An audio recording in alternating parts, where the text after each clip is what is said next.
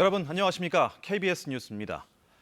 고등학교 3학년 학생들이 80일 만에 오늘 등교했습니다. 반가운 마음도 컸지만 방역 절차 때문에 예전과는 달리 긴장된 분위기였습니다. 또 등교하자마자 의심 증상이 발견돼 병원에서 진단 검사를 받는 학생들도 잇따랐습니다. 첫 소식 민정희 기자입니다. 아침 8시 고3 학생들이 하나둘 등교합니다. 인사를 나누기도 전에 체온부터 측정해야 합니다. 어서 와. 잘 지냈어? 머리, 이렇게 나를 봐봐. 정면으로.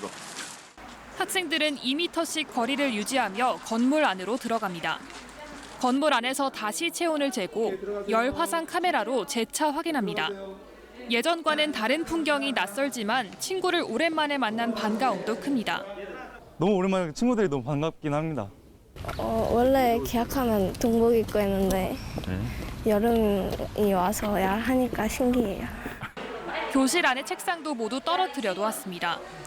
학생들이 가장 많이 모이는 급식실 안에서도 서로 거리를 둬야 합니다. 학생들은 급식을 받을 때 2m씩 떨어져서 대기하는데요. 이렇게 투명 칸막이가 있고 대각선으로 앉아 식사하게 됩니다. 하지만 입실 전 발열 검사에서 미열이 확인된 학생들은 등교 첫날부터 집으로 돌아가야 했습니다. 의심 증상이 나오면 곧바로 구급차까지 동원돼 선별 진료소로 이송됩니다. 전국적으로 증상이 생긴 학생 120여 명이 이송됐고 100여 명은 검체 검사를 받았습니다. 발열 체크를 했을 때 37도 이상이 나와서 바로 이제 격리시켰고 119에 신고를 해가지고는 이제 후송 조치하고 그리고 지금은 이제 집에서 자가 격리하고 있는 상황입니다. 학생들의 동선을 한 방향으로 통제하고 환기도 자주 하는 등 학교 측은 방역에 온 신경을 집중했습니다. 우리 아이들이 건강하게 학교 생활을 하는 게 가장 바람이고요. 그래서 그런 일이 발생되지 않게 저희가 최대한 방역을 하고 있고 5번의 연기 끝에 처음 등교한 고3 학생들은 내일 바로 전국 연합학력평가 시험을 치러야 합니다. KBS 뉴스 민정입니다. 한편 인천광역시 교육청은 인천에서 고3 학생 확진자가 추가로 발생하자 5개 구 66곳의 고등학교 학생들에 대해 귀가 조치를 내렸습니다. 시교육청은 이들 66개 고등학교에 대해 원격 수업을 이번 주 금요일인 22일까지로 연장하고 내일로 예정된 전국 연합 학력 평가를 온라인으로 실시하기로 했습니다. 등교 수업 재개 여부는 22일 오후에 결정될 예정입니다. 코로나19 신규 확진자가 9일 만에 다시 30명대로 올라섰습니다. 고3 등교 첫날 확진자 수가 다시 늘어나면서 걱정이 커지고 있는데요. 노래 연습장과 PC방, 학원, 주점, 대중교통까지 이태원 클럽 관련 2, 3, 4차 감염 사례가 이어지고 있습니다. 방역당국은 그동안 클럽이나 노래방, PC방 등의 위험도에 비해 방역 준비가 미흡했다며 학교와의 연결고리를 끊는 데 주력하겠다고 강조했습니다. 이어서 변진석 기자가 보도합니다. 오늘 확진 판정을 받은 고3 학생 2명이 방문한 인천의 동전 노래방은 이태원 클럽을 다녀간 인천 학원 강사의 수강생이 들른 곳입니다. 같은 건물의 PC방을 찾은 고등학생도 확진 판정을 받았습니다. 학생들도 이용하는 노래방과 PC방 등에서 확진이 잇따르고 있는 겁니다.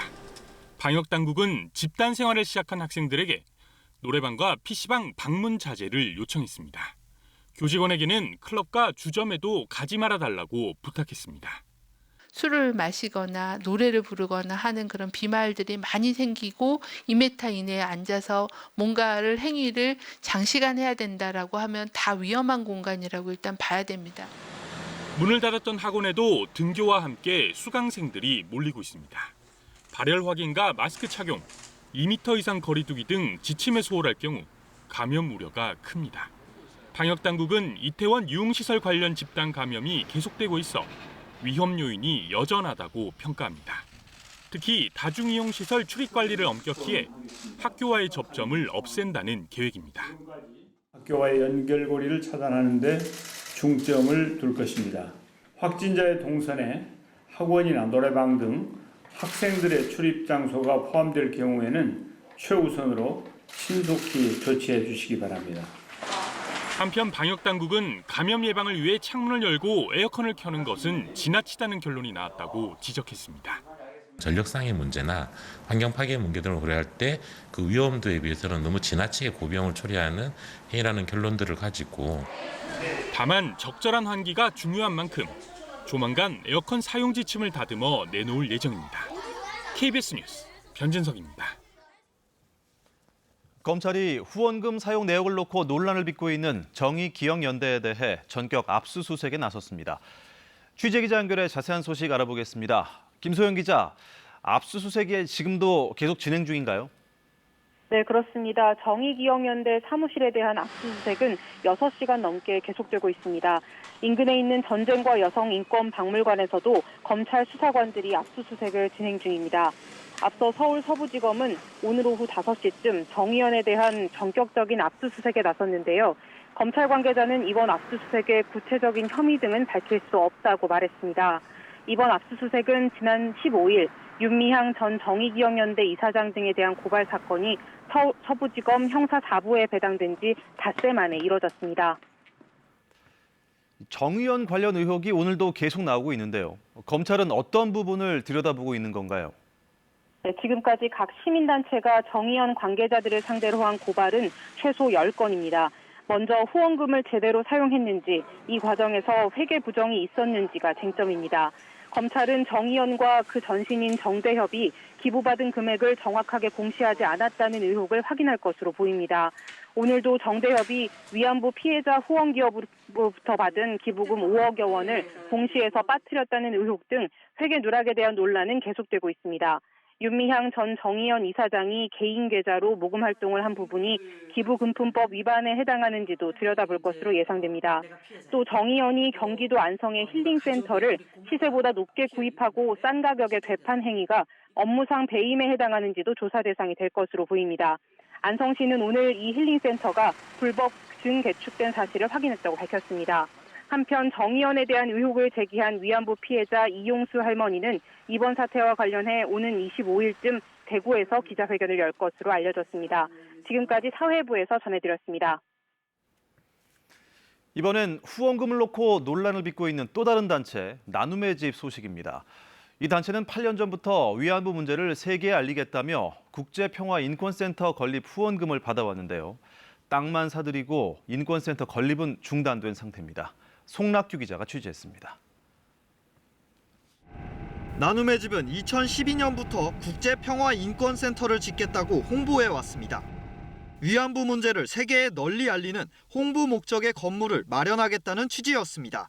고액 후원자가 가끔 올 때가 있어요. 1,000만 원을 후원하겠다고 5만 원. 그러면은 국제평화인권센터에 유도를 하라고 지시를 합니다. 실제 방송인 유재석 씨 등 유명인들의 기부도 이어졌습니다.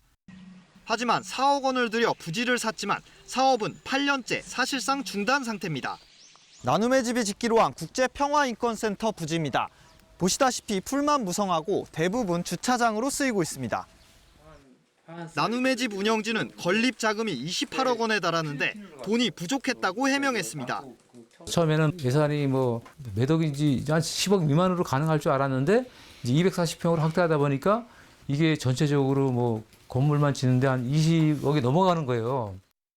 하지만 나눔의 집은 쌓아놓은 후원금만 72억 원에 달합니다. 또한 내부 고발에 나선 직원들은 센터 건립 사업에 대한 제대로 된 설명조차 없었다고 지적합니다. 어떤 사업을 할 거라는 것은 좀 구상을 해보자라는 말을 한 번이라도 들었으면은 저희가 어느 정도 방향이 있었을 거예요. 근데 한 번도 그런 소리를 들어본 적이 없어요. 돈이 부족하다면서도 나눔의 집은 주변 땅을 계속 사들여 지금까지 새로 확보한 부지만 10,000제곱미터에 이릅니다. 실제로 앞에 있는 땅도 팔라고 계속 종용을 해서 계속 안 팔고 계시다가 이제 파셨고 옆에 논이 있는 것도 이제 계속 살려고 했는데 이재명 경기도지사는 나눔의 집이 비지정 후원금으로 땅을 사는 등 법을 어긴 사실이 다수 발견됐다며 특별조사팀을 꾸려 진상조사에 나서겠다고 밝혔습니다. KBS 뉴스 송락규입니다. 정부가 코로나19로 위기를 겪고 있는 항공, 해운 기업에 대해 40조 원을 지원하기로 했습니다. 일자리 지키기가 최우선이어서 직원 수 최소 90% 이상을 유지해야 하고 배당이나 자사주 취득은 금지하는 등 도덕적 해이 방지가 조건입니다. 협력 회사들까지 지원하기로 했는데요. 자세한 내용 박예원 기자가 보도합니다. 국가기관 산업인 항공, 해운산업. 코로나19로 180여 개 나라가 이동을 제한하면서 국제선 여객은 98%, 물동량은 11%가 줄어 경영 위기가 커지고 있습니다. 정부가 이 기업들에 40조 원 규모의 기간산업 안정기금을 먼저 투입하기로 결정한 이유입니다. 기준은 직원 수 300명, 차입금 5천억 원 이상인 대기업입니다. 항공업계에서는 3곳, 해운업계는 10여 곳입니다. 저비용 항공사 등에도 문을 열어뒀습니다. 기간산업 업종의 일정 규모 이상 기업으로 하되 예외적으로 핵심 기술 보호 및 산업 생태계 유지에 중대한 영향을 미칠 수 있는 경우 등을 포함시키기로 하였습니다. 지원의 첫 번째 조건은 고용입니다. 지원을 받으면 직원 수의 최소 90% 이상을 6개월 동안 유지하도록 했습니다. 돈은 정부가 빌려줄 테니 일자리만큼은 지키라는 겁니다. 또 도덕적 해이를 막기 위해 자사주를 사거나 배당하는 데 지원금을 쓰지 못하도록 했습니다. 협력업체의 어려움도 감안해 1조 원을 별도로 지원하기로 했습니다. 현금 유동성의 문제가 가장 큰 문제인데 그 부분이 해결된다라고 하면 저희가 좀 숨통이 터지지 않을까라는. 공공일자리 55만 개 이상을 만들기 위한 세부 계획도 나왔습니다. 필요한 예산 3조 5천억 원은 3차 추경을 통해 확보하기로 했습니다. 모든 수단을 총동원해 나갈 것이며 그 대책의 일단을 6월 초에 확정 예정인 하반기 경제정책 계획에 담아서 발표할 것을 말씀드립니다. 정부는 또 자금난을 겪고 있는 기업의 회사채와 기업어음 매입을 위해 10조 원 규모의 특수 목적 회사도 운용을 시작하기로 했습니다. KBS 뉴스 박예원입니다.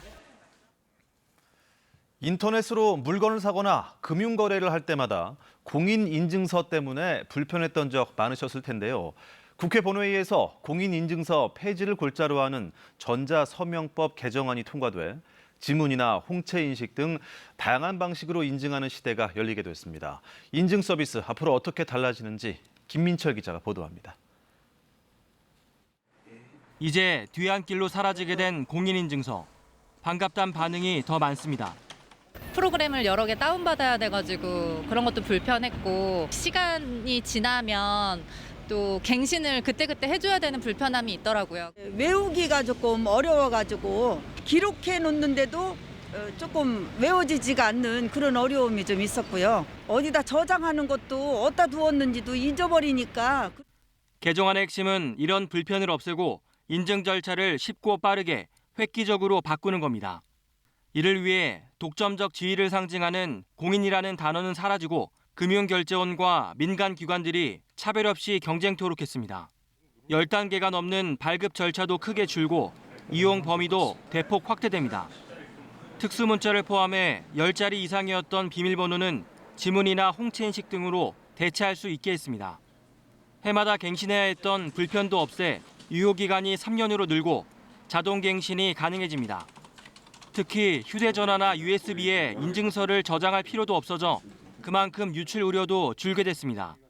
특히 중요한 보안성은 클라우드의 보안 장비에 인증서를 보관함으로써 인증서의 유출이라든가 이런 보안 사고 염려 없이 이용할 수 있는 환경도 구축을 할 예정입니다. 새로운 인증 서비스는 11월부터 본격 시행되고 기존에 발급된 공인인증서는 유효기간까지만 쓸 수 있습니다. KBS 뉴스 김민철입니다. 자사의 코로나19 백신에서 항체가 형성되는 결과를 얻었다는 미국 바이오 기업 모더나의 발표를 놓고 갖가지 의혹이 제기되고 있습니다. 올해 안에 백신을 내놓겠다는 트럼프 대통령의 발언과 연관지어 정치적 의도가 있는 게 아니냐는 추측도 나옵니다. 이호을 기자의 보도입니다. 모더나는 임상 참가자 45명 모두 항체가 형성됐고 그중 8명은 바이러스를 무력화하는 중화항체가 생겼다고 발표했습니다. 전 세계 코로나19 백신 경쟁자들을 단숨에 압도하는 성과입니다. 하지만 미국 의료 전문지 스탯은 모더나가 내놓은 건 말뿐이지 데이터가 아니었다며 발표에 의문을 제기했습니다. 모더나가 백신 성과를 보도자료로 발표했을 뿐 백신의 유효성을 평가할 핵심 데이터는 공개하지 않았다는 겁니다. 미국 CNN 방송도 연구 성과를 과학저널에 발표한 뒤 학계의 검증을 거치는 통상의 절차가 없었다고 지적했습니다. It's only been tried so far on 8 people. We only have this information on 8 people. 중화항체가 형성됐다는 임상 참여자 8명의 나이를 밝히지 않은 점도 의문입니다. 중화항체가 젊은 층에만 형성됐다면 정작 코로나19의 고위험군인 노령층에는 백신이 무용지물이나 다름없기 때문입니다. 특히 협력 관계인 국립알레르기 전염병 연구소가 성과를 대대적으로 홍보하기는커녕 관련 논평을 일절 거부했다는 점이 의혹을 키우는 대목입니다. 이와 관련해 미국 언론들은 트럼프 대통령이 영입한 백악관 백신 책임자 슬로위를 주목하고 있습니다. We'd love to see if we could do it prior to the end of the year. We think we're going to have some very good results coming out very quickly. 모더나 의사였던 슬로위가 백신 책임자로 임명된 지 사흘 만에 친정인 모더나가 백신 성과를 초고속으로 발표한 배경에 의혹이 무성합니다. KBS 뉴스 이호울입니다. 성인용 마네킹 응원으로 파문을 일으킨 FC 서울 구단이 역대 최고액인 제재금 1억 원의 중징계를 받았습니다. K리그의 명예를 심각하게 실추시키고 여성과 가족 팬들에게 커다란 상처를 안겼다는 이유입니다. 박선우 기자입니다. 성인용 마네킹으로 빈 관중석을 채워 세계적인 망신을 샀던 FC 서울의 홈 개막전. 프로축구연맹은 언론의 예고 없이 전격적으로 상벌위원회를 열고 서울 구단에 제재금 1억 원의 중징계를 내렸습니다. K리그의 명예를 심각하게 실추시켰다고 판단해 최고 수준의 징계를 부과했습니다. 제재금 1억 원은 역대 최고액으로 2016년 전북이 심판 매수 시도로 승점 9점 삭감과 1억 원의 징계를 받았습니다. 상벌위에서 서울 구단은 당시 성인용품 여부에 대해 물었지만 해당 업체가 부인했다고 소명했습니다. 하지만 연맹은 구단이 사전에 충분히 확인할 수 있었다고 보고 업무 처리에 중대한 과실이 있다고 판단했습니다. 특히 K리그의 여성과 가족 팬들에게 커다란 모욕감과 상처를 줬다는 점에서 사안이 엄중하다고 봤습니다. 사안의 중대성을 고려하고 또 향후 유사 사태를 방지하기 위해서는 이번에 상당히 무거운 징계가 필요하다라고 판단했습니다. 마네킹 업체의 연락을 받고 구단에 연결해준 프로축구연맹 직원도 감봉 3개월의 징계를 받았습니다. 지난해 호날두 노쇼 사태에 이어 이번 파문으로 K리그가 외부 업체에 대한 검증에 소홀한 것이 아니냐는 비판이 나오고 있습니다. 리그의 어떤 운영의 수준을 높여야 되는 점이 있을 것이고 이 검증 시스템이라든가 이런 부분들은 저희 연맹과 구단들이 좀 같이 보완을 할 수 있도록. 서울 구단은 구단 관계자를 문책하고 해당 업체의 행위에 대해 경찰에 수사 의뢰하겠다고 밝혔습니다. KBS 뉴스 박선우입니다. 지난 아침까지만 해도 전국 곳곳에 구름이 많이 끼면서 일부 지역에 빗방울이 떨어지기도 했지만 지난 낮부터는 쾌청한 날씨를 보였습니다. 계속해서 맑은 날씨와 함께 기온이 오름세를 보일 것으로 예상되는데요. 한낮 기온 23도까지 오르면서 전일보다 3도가량 높겠고 금요일 한낮 기온은 서울 24도까지 올라 포근할 것으로 예상됩니다. 다만 아침 저녁으로는 싸늘한 곳이 많을 것으로 예상되는 만큼 옷차림에 유의하셔야겠습니다. 아침 기온 보겠습니다. 철원, 춘천 8도, 대전과 청주 11도, 광주 13도, 여수 15도로 출발하겠습니다. 10도 안팎으로 시작하는 곳이 많겠고요. 한낮 기온은 대부분 20도에서 25도 정도의 분포를 보이겠습니다. 광주 25도, 대구와 대전, 청주 24도, 서울이 23도까지 오르겠는데요.